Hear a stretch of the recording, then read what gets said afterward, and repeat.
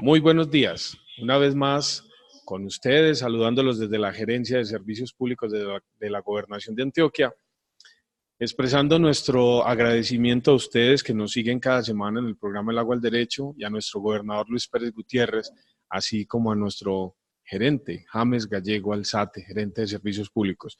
También agradeciendo la presencia del doctor Carlos Alberto Ateortúa, nuestro asesor experto en servicios públicos. Doctor, muy buenos días. Buenos días, Carlos. Aquí con interés hoy de seguir avanzando en estos temas que venimos examinando ya en estas secciones periódicas.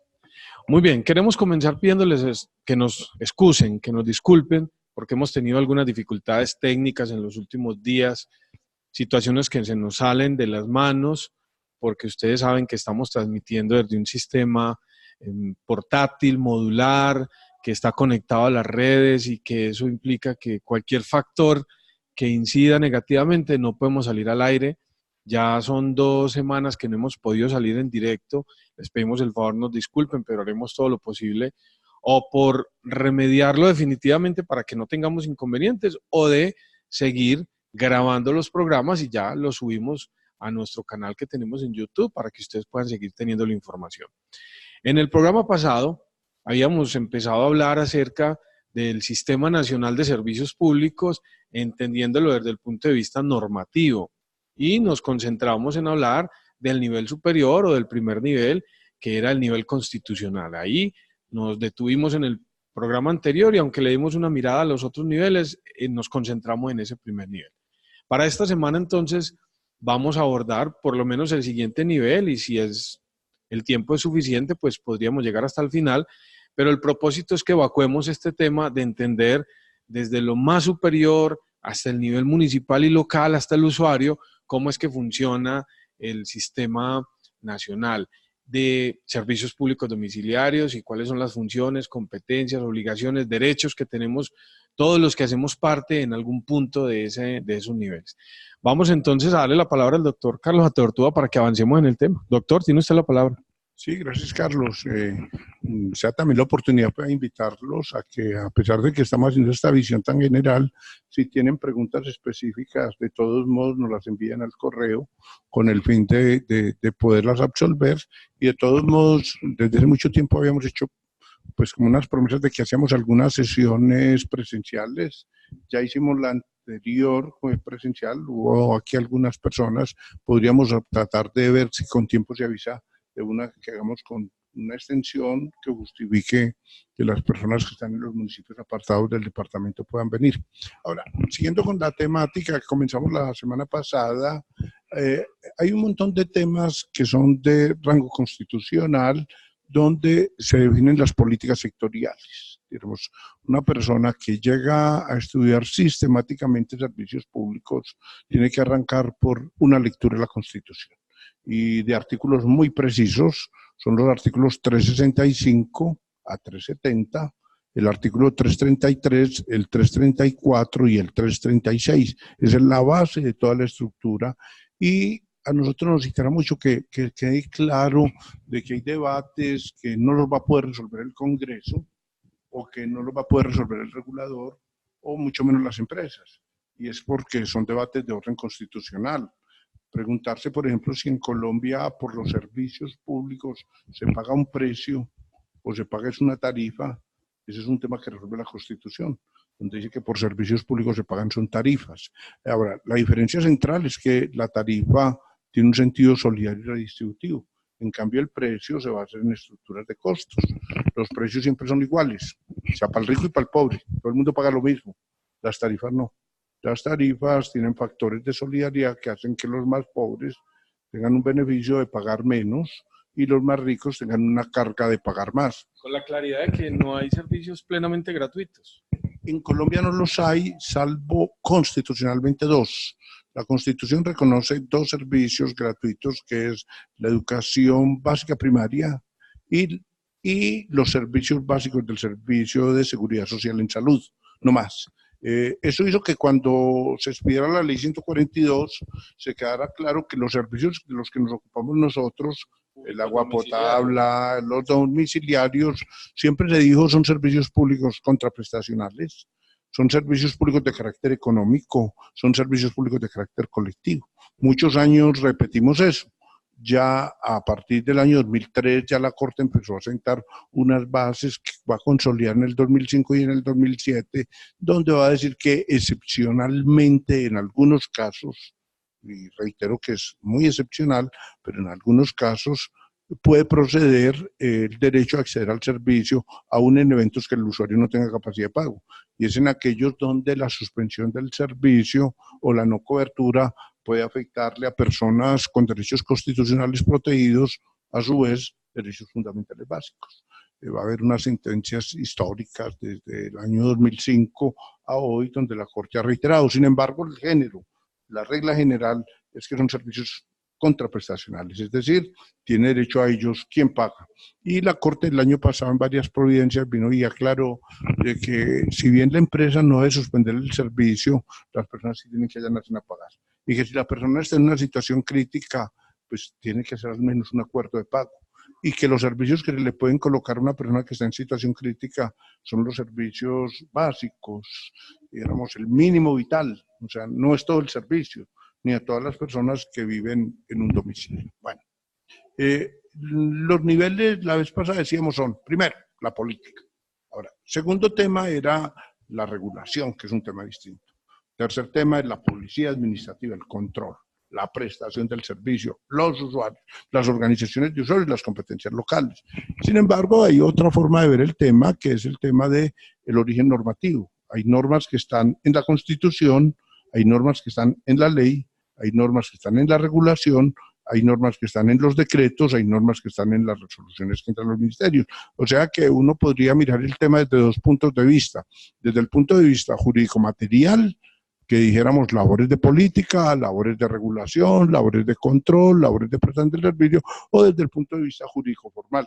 Temas constitucionales, temas legales, temas regulatorios, temas de policía, temas locales. Habría dos perspectivas.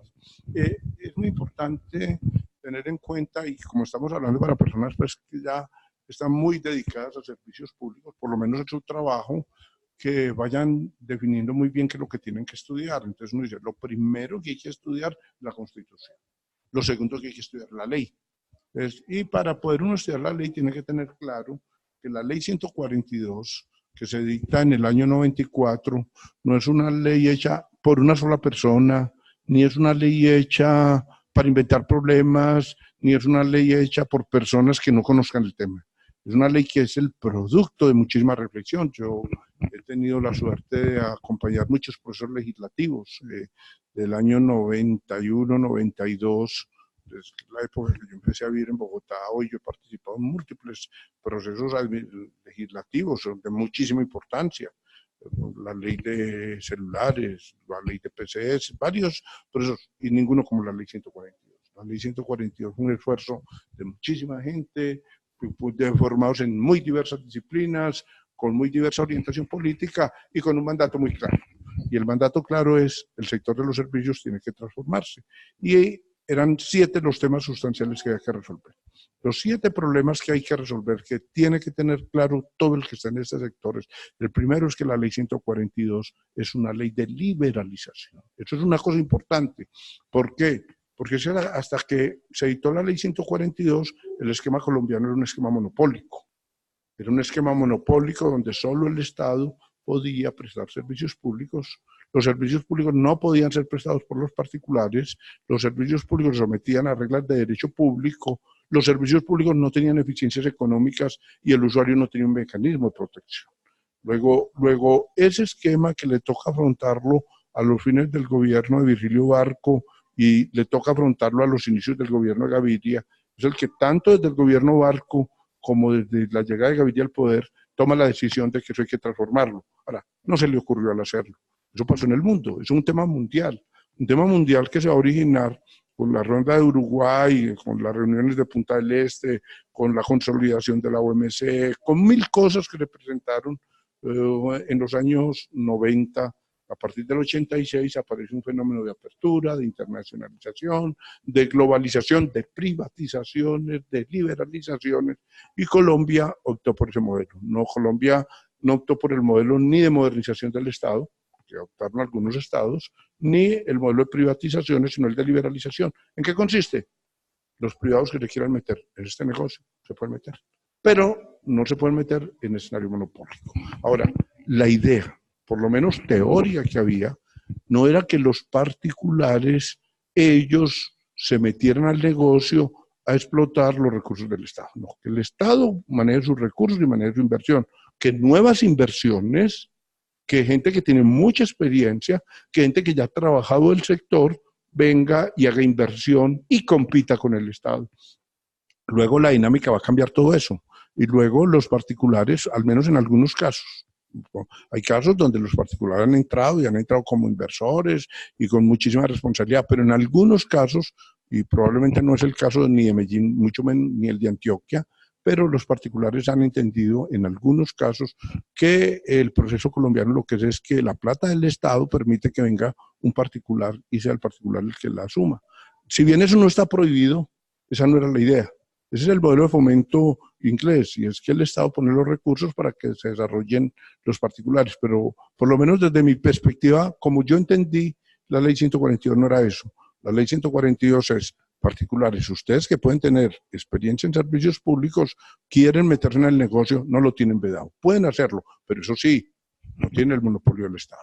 No son propietarios de los recursos públicos, son propietarios de sus propias inversiones. Vengan y métanle plata a esto y avancen. Pero bueno, serán temas que se miren más adelante, porque por ahora lo que nos toca precisar es que la ley 142 se ocupó de 7 temas. Los 7 temas fueron estos. El primer tema era el régimen jurídico de las entidades del Estado. La ley 142 quería que cuando un municipio, una empresa municipal, preste servicios públicos, el régimen de sus actos, el régimen de sus contratos y el régimen de sus servidores sea fundamentalmente derecho privado, para que sean competitivos, pero que siempre, siempre, siempre el régimen de las relaciones empresa-usuario, servicio universal, intervención en asuntos públicos, se someta a reglas de derecho público. O sea, el derecho a los servicios públicos es un derecho mixto, y ese derecho mixto es actos de gestión. ¿Qué consideramos actos de gestión? Celebrar contratos, expedir actos, tener relaciones laborales, básicamente derecho privado. Pero los actos del servicio se dividen así: actos de gestión y actos del servicio. ¿Qué son actos de gestión? Son todos los que tiene que hacer un proveedor para poder suministrar el bien objeto del servicio. Es hacer las redes, conseguir los insumos, es contratar unos trabajadores. Ahora, actos del servicio. ¿Y qué se considera actos del servicio? Las relaciones con el usuario, el contrato de condiciones uniformes, el cobro de la tarifa, la suspensión del servicio, la negativa del servicio, los derechos de petición, la reclamación, todo eso sometido a las reglas del derecho público. Y es ahí donde está la esencia de la teoría del servicio público, y la especialidad de la ley 142 no está en que sea un muy buen negocio, no está en que sea un negocio estratégico, no. La esencia de la teoría del servicio público está en que está asociada a la calidad de vida, en que está asociada a los usuarios, en que está asociada al desarrollo de la sociedad. Cuando uno dice los servicios públicos se someten a un régimen jurídico especial, no es porque sean muy buen negocio, no, que lo puede ser, y no hay duda, pero eso no es. Y cuando personas, como es en mi caso, y conozco varias personas que viven lo mismo que yo vivo en materia de servicios públicos, decidimos dedicarle prácticamente toda nuestra vida al tema. Lo que nos atrae no es el tema negocial, y quienes llegan a estudiar servicios públicos y llegan con un enfoque negocial, creo que se equivocaron de vocación. El que le interesen los negocios, creo que hay una rama del derecho, el derecho económico y el derecho a los negocios en particular, y existe especialización en derecho a los negocios, y es legítima y se puede hacer, pero quienes venimos a meternos en este mundo de los servicios públicos debiéramos de entender es la necesidad de privilegiar el interés público, de privilegiar el interés general, y lo digo por las necesarias decisiones que uno tiene que tomar de proteger el trabajo, de proteger el medio ambiente, de proteger al usuario. Este es un derecho. Esto es lo que justificó que en Francia, por allá en 1880, apareciera la escuela de Burdeos creando la teoría del servicio público. Ahora, no necesariamente para que uno defienda la teoría del servicio público tiene que someterla al derecho público. Y si es mucho más eficiente que las empresas celebren sus actos, sus contratos, de acuerdo con las reglas del derecho privado, ahora, si ese es el derecho adecuado para que puedan competir con los particulares, y por eso arranqué desde ahí, arranqué de que lo primero que se quiso cuando se hizo la ley 142 fue competencia. que venga otra gente a ofrecer servicios, que venga otra gente a hacer redes, que venga otra gente a casarle al negocio, que venga otra gente a hacer inversiones, que venga otra gente a, no necesariamente tener una visión de servicio, a cumplir una función social. Pero para que esa otra gente pueda llegar, yo tengo que crear un escenario competitivo, tengo que permitirles que lleguen, tengo que acabar con el monopolio, y ahí se me presenta un problema, y era que si yo acababa con el monopolio, las protecciones que tenían las empresas estatales se podían ver en crisis y las empresas del Estado no necesariamente eran capaces de competir. Cuando se dice que el material laboral, las empresas del Estado pueden contratar conforme sus trabajadores conforme las reglas del derecho privado, lo que se busca es que puedan contratar a los mejores y que les puedan pagar los mejores salarios y que los puedan evaluar en forma permanente y que se les pueda pagar productividad y que el día que no son los mejores se vayan del servicio. Lo que se busque sean lógicas del derecho privado y en eso hay que llamar mucho la atención. ¿Por qué? Porque muchas veces uno dice, se aplica el derecho privado y algunos entienden que uno lo que está es privatizando el Estado y volviendo particular los asuntos públicos y que la gente se puede apropiar de los recursos públicos y de la decisión del Estado. Creo que sería bastante negativo que eso se entienda así y creo que ese no es el sentido ni de la ley ni el sentido de nosotros. Cuando nosotros decimos que una empresa puede celebrar contratos de acuerdo con las reglas del derecho privado, jamás la vocación es decir, se pueden robar al Estado o pueden tomar decisiones arbitrarias en materia de contratación. Lo que estamos diciendo es las lógicas que aplica un particular, de buscar el más eficientes en las condiciones económicas más favorables, esas son las lógicas que deben imperar en el sector. No estamos diciendo que se aplique la nada jurídica y que nos estamos metiendo en el reino de la arbitrariedad y en el régimen de la corrupción. Entonces, en el primer punto, Carlos, para seguir adelante, son 7 puntos que trata la ley. Primer punto, régimen jurídico. Y al régimen jurídico se dividen 2. Actos de gestión, derecho privado, actos del servicio, derecho público. Bien, quería entonces, para que no vayamos a perder la línea, entonces entendamos o recordemos, estamos hablando de los niveles, entonces comenzamos por un nivel constitucional y ahora bajamos a un segundo nivel que es el nivel legal. Y estamos diciendo, dentro de la ley el núcleo es la competencia. Dentro del nivel, lo primero que hizo es ley 142, ley de liberalización. Y para poder liberalizar, ¿qué es liberalizar? Liberalizar es acabar el monopolio. Ningún municipio, cuando yo llego ahí a Sonsón, cuando yo llego a Puerto Berrío, cuando yo llego a Turbo, a Dabeiba, o a Peque, al municipio que yo llegue, el municipio perdió un atributo que tenía antes de ley 142. ¿Cuál era? Que el municipio podía negarle a un particular o a un tercero o a otro municipio que prestara servicios públicos dentro del ámbito territorial. Se entendía que eso era una exclusividad municipal. ¿Qué hizo la Constitución y qué hizo la ley 142? Le quitó esa facultad al municipio. Cuando yo llego hoy a Río Negro, o cuando yo llego hoy a Marinilla y quiero prestar los servicios públicos, el municipio no me lo puede impedir. Y si me lo impide, está abusando de su posición dominante. Si ella con el fin de proteger sus usuarios o proteger la empresa o protegerle el clientelismo local impide que un proveedor privado u otro estatal, de hecho, yo viví una enorme frustración cuando trabajé, yo me formé desde mi juventud en servicios públicos y mi primer trabajo fue en Acuantioquia y yo veía que se presentan 2 fenómenos que me parecían muy frustrantes. Uno, Acuantioquia quería crecer a unos municipios donde el municipio no quería dejar a Acuantioquia, porque allá había una pequeñita empresa municipal que la manejaba el municipio. Ahora, si es por razones de eficiencia, protégela, pero si es por razones de que allá tiene unos puesticos y allá tiene unos contratos grave. Ahora, se me presenta otro fenómeno, y era que Acuantioquia estaba en unos municipios donde podría ser más eficiente que hubiera entrado en empresas públicas de Medellín. Podría haber sido más beneficioso para los usuarios, sin embargo, no podía entrar. Eso muchas de las personas que están hoy viéndonos seguramente lo vivieron. Municipios como Copacabana o como Envigado, por más de que quería empresas públicas de Medellín ir hasta allá, no podía ir hasta allá. No podía ir hasta allá porque esas empresas, entre comillas, o esos usuarios, entre comillas, eran de Acuantioquia. Y había municipios donde Acuantioquia quería ir y no podía ir porque esos eran del municipio. ¿Qué hizo ley 142? Nada. Nadie puede impedir. Si EPM se quiere extender a cualquier municipio del departamento, puede hacerlo. Otra cosa es que el negocio no le resulte Otra cosa es que primen las razones económicas al hacer las evaluaciones, o otra cosa es que de todos modos nos interese preservar la autonomía territorial. A mí me parece que donde haya en un municipio, si en un municipio hay una empresa, no necesariamente la más eficiente, pero que represente desarrollo local, que le genere unas rentas al municipio, que haya una apropiación territorial, creo que debemos de pensar antes de invadirla por operadores privados o estatales. Pero donde en un municipio donde la empresa no esté cumpliendo eficientemente con los servicios, donde los usuarios estén padeciendo limitaciones o restricciones, o que el municipio o la empresa no tenga la capacidad de inversión que requiere un sector de inversiones intensivas como los servicios públicos, nada que hacer, pues se puede. Entonces, punto muy importante, que hay que entender que el que llega a servicios públicos, muy importante entrarlo, si Colombia se eliminan las barreras de entrada.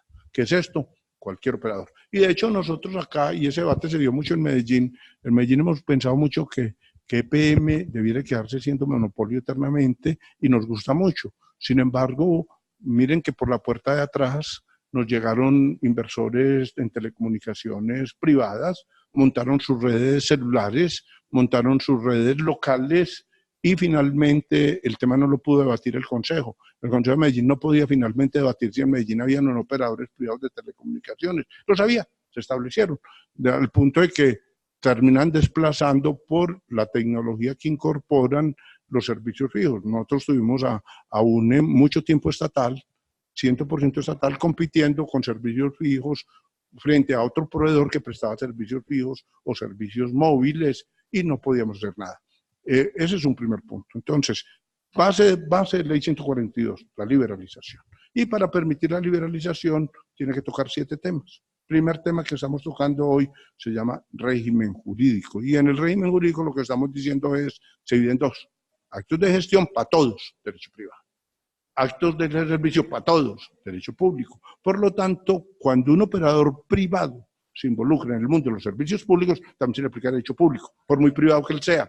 Por ejemplo, los derechos de petición, los controles, el manejo de subsidios y contribuciones, la intervención de la Procuraduría, la de la Superintendencia, que son controles propios del derecho público, se pueden ejercer sobre ese operador privado. O sea, hay una mezcla del derecho. Terminan las entidades del Estado aplicando muchas veces derecho privado y terminan los agentes competitivos privados aplicando derecho público. Se acaba la dicotomía convencional de que solo al Estado se le aplica el derecho público y que a los particulares se les aplica el derecho privado. Los otros 6 temas de la ley 142 solo los voy a enunciar para que pues, nos vamos formando como una idea de la complejidad del tema. El segundo tema de la ley 142 se llama controles. Es necesario y creo que en eso todavía nos falta. Y creo que no ha habido suficiente control y creo que el hecho de que se nos hayan presentado situaciones críticas en la costa atlántica, situaciones críticas en todo el país, refleja que el sistema de controles que hizo la ley 142 no termina siendo suficiente, con un componente lógico.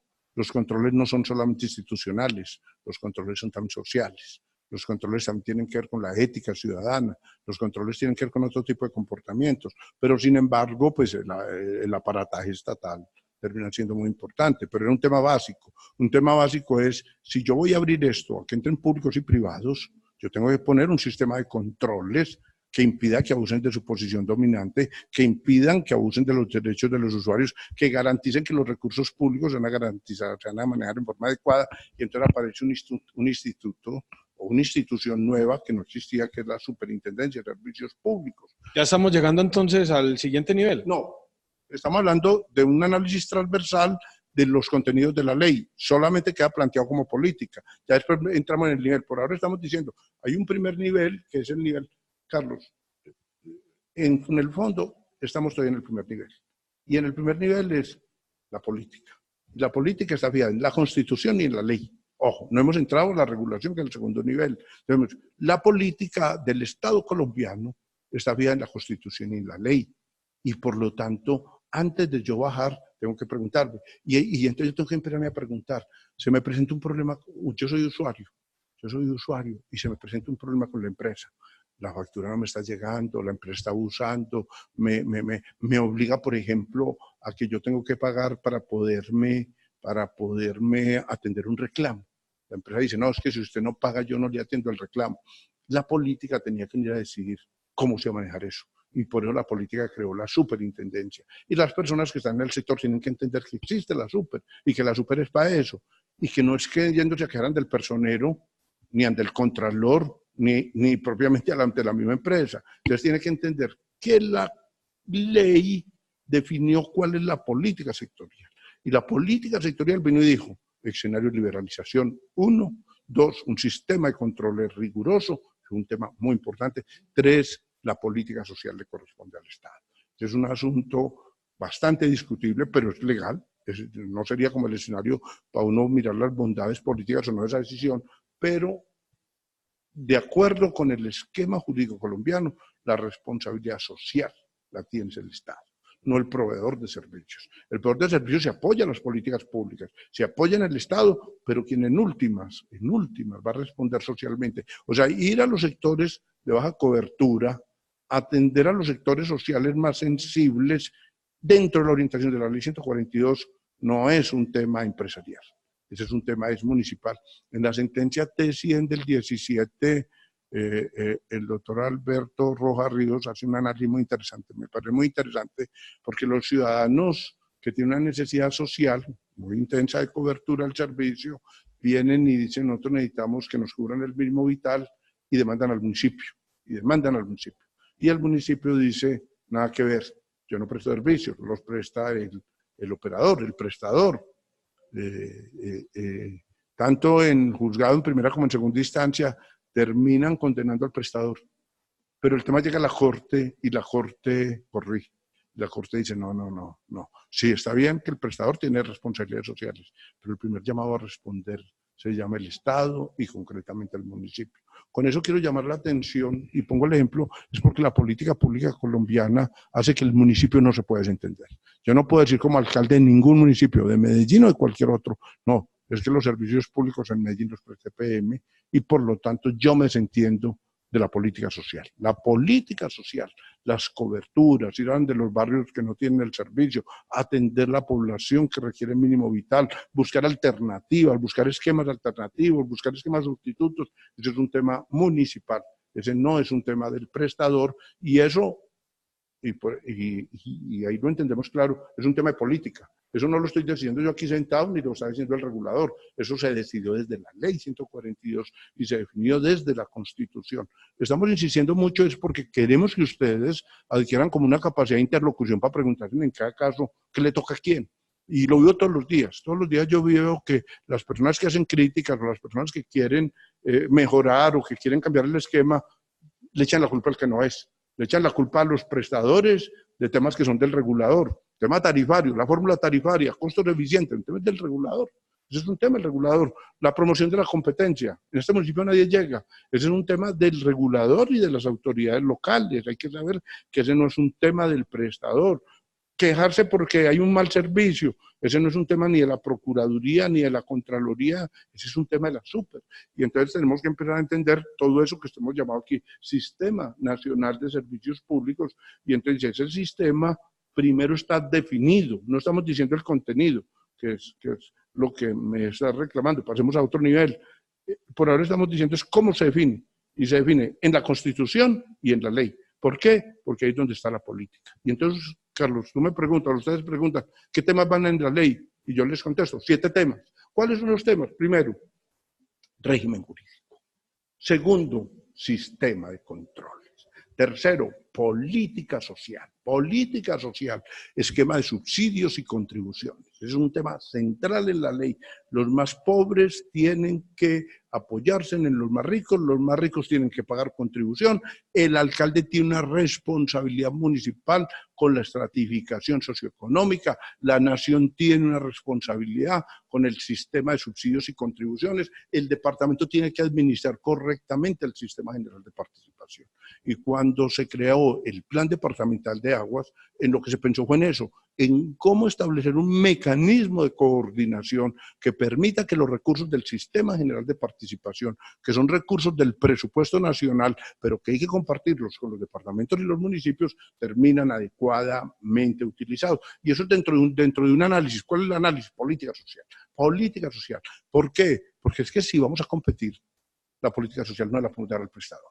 La política social tiene que hacer parte de las políticas públicas y ese es un tema del Estado. Y llevamos 3 temas, lo reitero, el tema de régimen jurídico, el tema del sistema de controles, el tema de política social. El 4º tema que tenía que definir la ley era el tema tarifario, servicios públicos, y ese es un tema que hay que repasar mucho, mucho, mucho.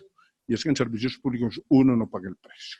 Uno no paga el precio. En servicios públicos uno paga tarifas y esas tarifas tienen muchos componentes de tasas. Y entonces voy a explicar por qué hay que cobrar el cargo fijo y por qué hay que cobrar un cargo de conexión. Y hay que hacer mucha pedagogía con eso. ¿Por qué? Porque es que como la gente le aplica la lógica del precio a las tarifas, a la gente no lo entiende muy bien. Lo que pasa es que cuando uno está pagando tarifas, ojo, el elemento fundamental que se toma en cuenta no es el servicio recibido, sino la capacidad de pago.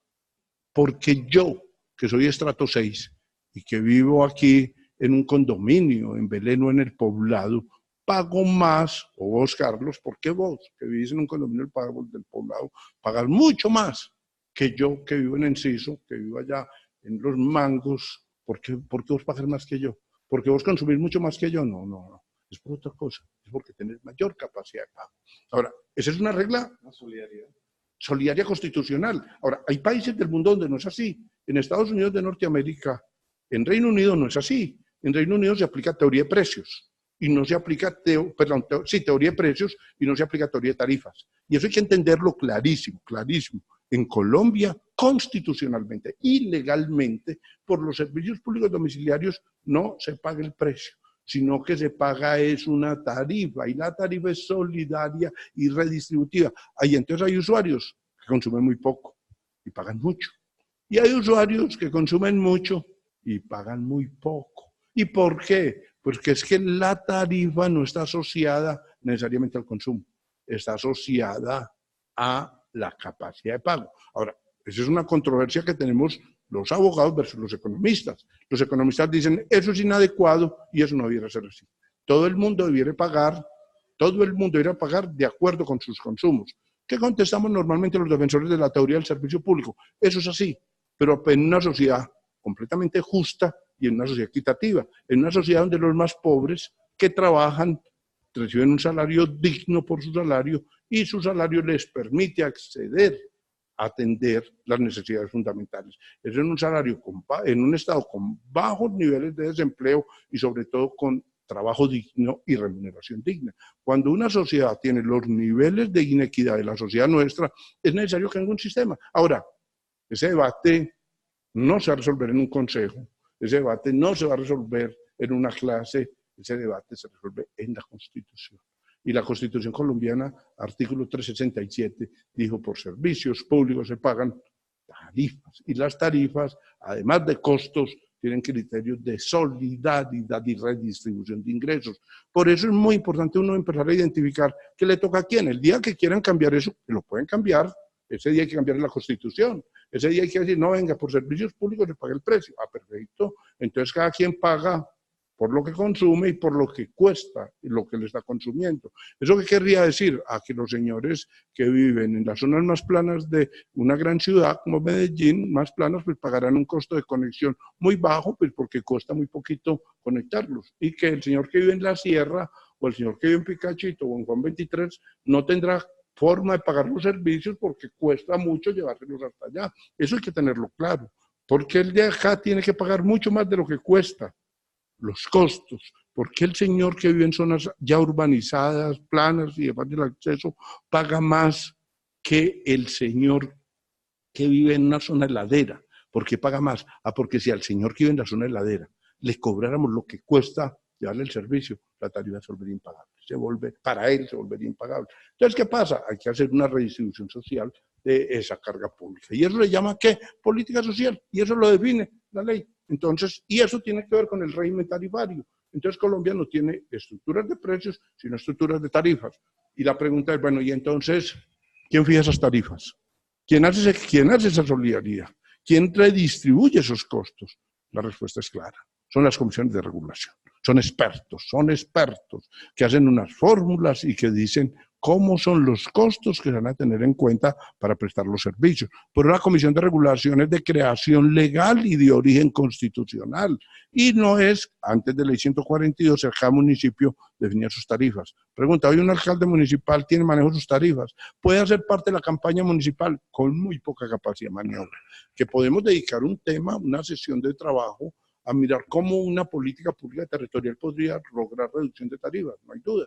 Se pueden hacer aportes bajo condición, que no se transfieran en la tarifa, se pueden crear fondos solidarios municipales para para hacer los subsidios más altos, pero dentro de un esquema general. El esquema tarifario general lo fija es la regulación. Entonces decimos, el cuarto tema se llama tarifas.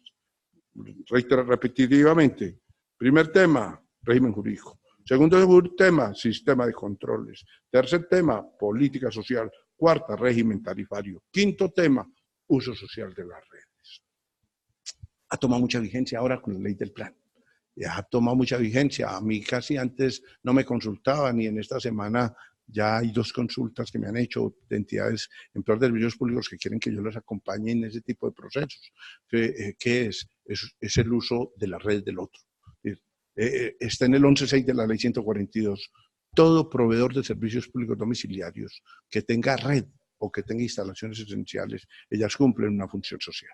Y por lo tanto, todas las redes están al servicio de quien las necesite.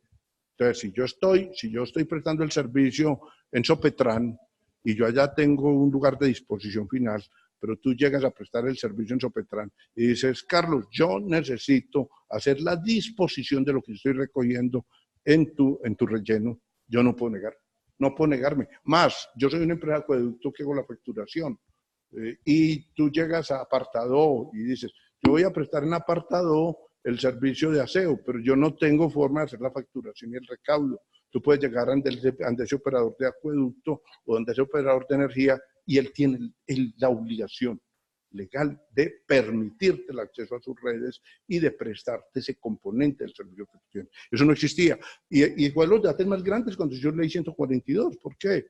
Porque los operadores que eran monopólicos no querían competencia.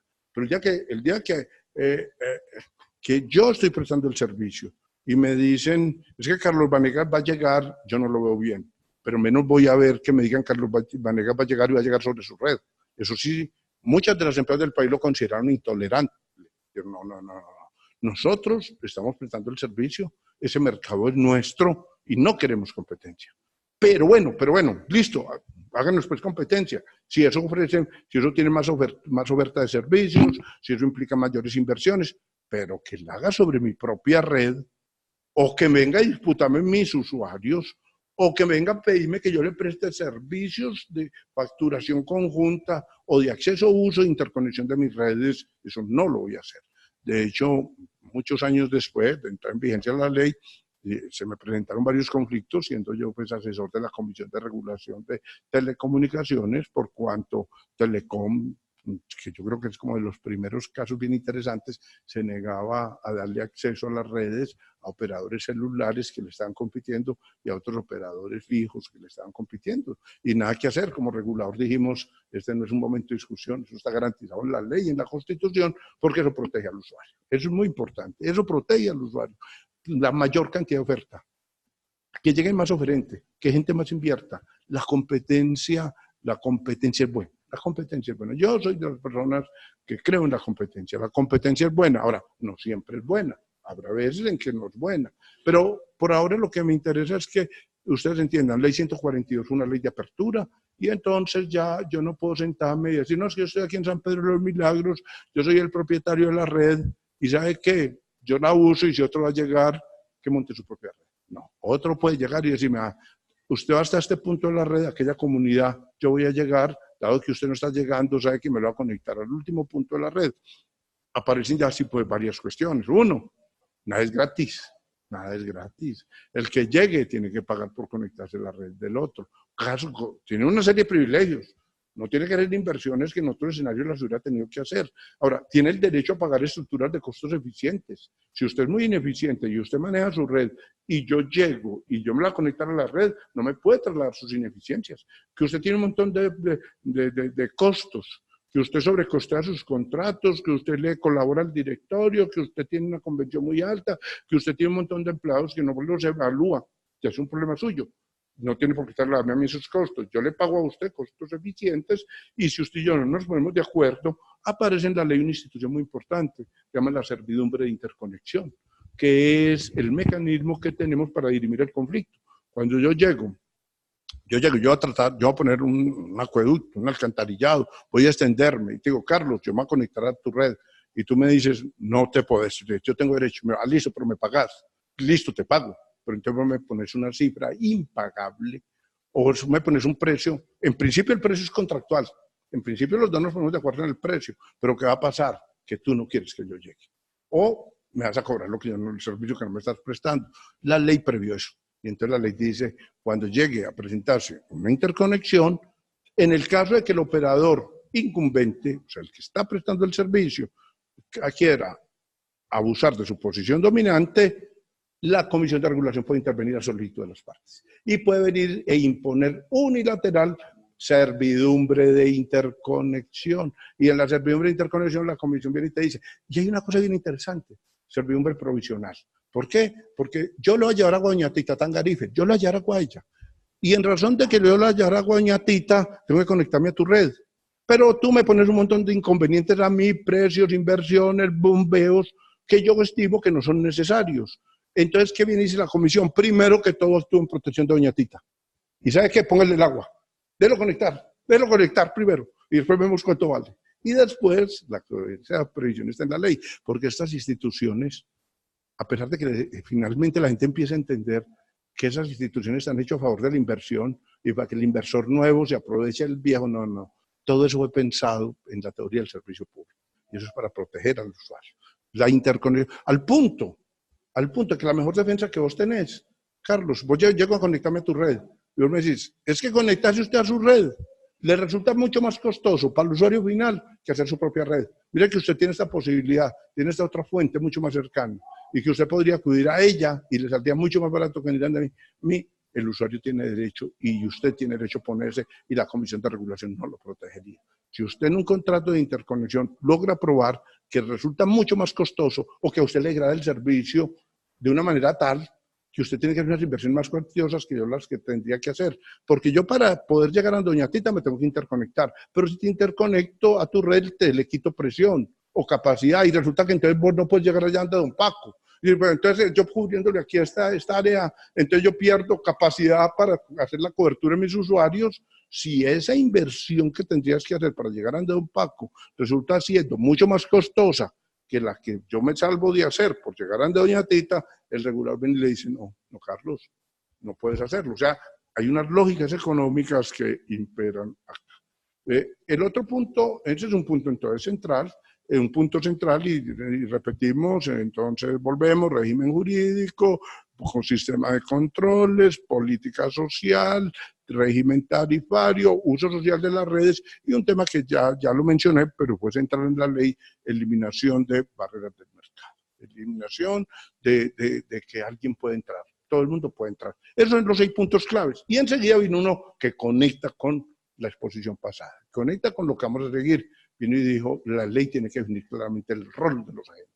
Ese es un tema central. Y ese tema central es que la ley 142 debe decir qué es de ley, qué es de regulación, qué es de policía administrativa, qué es de los operadores, qué es de los agentes especializados y qué es de las organizaciones de usuarios y de las comunidades locales. O sea, la ley 142 es la que fija el esquema que prometimos, sobre el que prometimos avanzar la vez pasada y que hoy no avanzamos, bajo mi responsabilidad, pero que me parece que no se podía avanzar sin antes decir la importancia que tiene la ley 142, sin decir cuál es el contenido material de la ley 142 y que cuando un experto, y aspiramos a que todos los que nos están viendo, pues algún día, yo creo que ese es el estudio, yo pues particularmente a mí mismo no me autodenomino experto, pero sí creo que ya me he introducido en el tema y creo que si una persona quiere ser experta o quiere introducirse en el tema, tiene que empezar a hacer estas distinciones que estamos haciendo,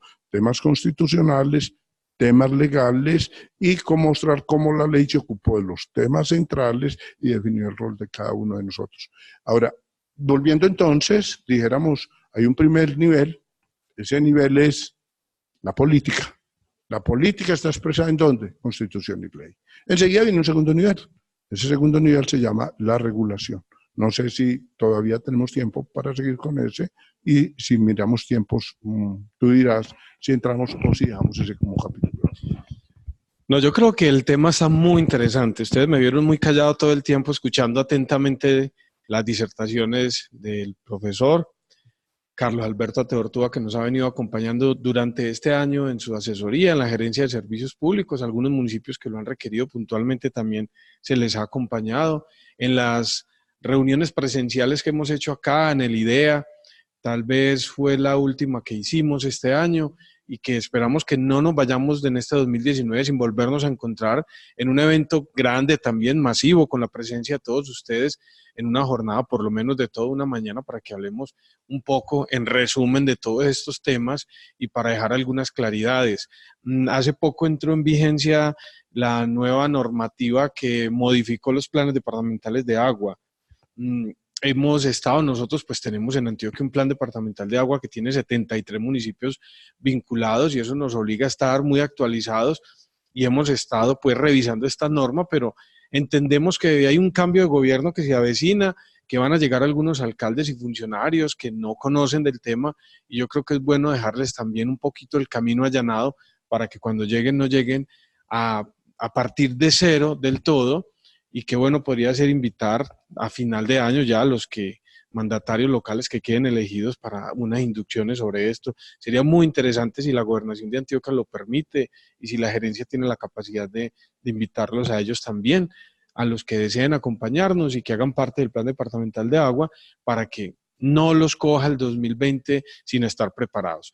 Por el momento yo creo que es tema suficiente para el día de hoy, doctora Ateortúa, para que además en la próxima sesión podamos ahondar ya un poco más en detalle en este sistema nacional y llegar al punto de la regulación, que es muy interesante y que es donde nosotros empezamos a sentirnos un poquito más partícipes, porque en este nivel de la política, pues es algo que no está cercano a nosotros, a los ciudadanos comunes y corrientes, es algo que está muy en el nivel nacional, que es algo que está muy en la política pública, muy de presidente, muy de Congreso, y que uno todavía dice, pero bueno, ¿yo en qué participo? Pues a medida que vayamos bajando en los niveles, nos vamos encontrando que tenemos un rol mucho más protagónico.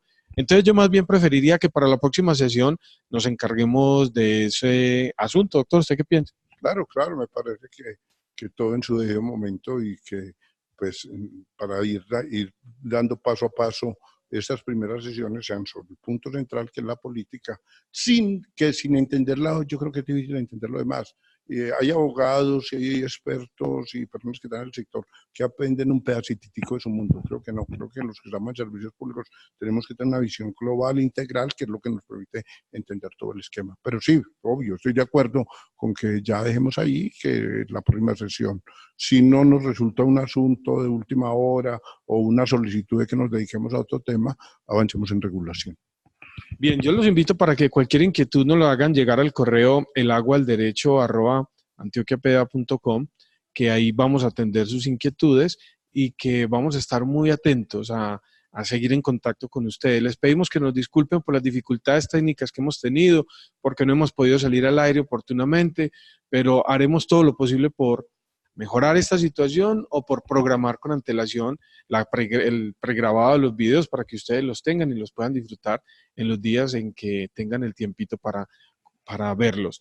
Sin más, le agradecemos a nuestro gobernador Luis Pérez Gutiérrez, a nuestro gerente de servicios públicos James Gallego Alzate, a ustedes por su compañía, por su presencia, por seguirnos, por sus inquietudes y nos vemos en una próxima oportunidad. Hasta pronto.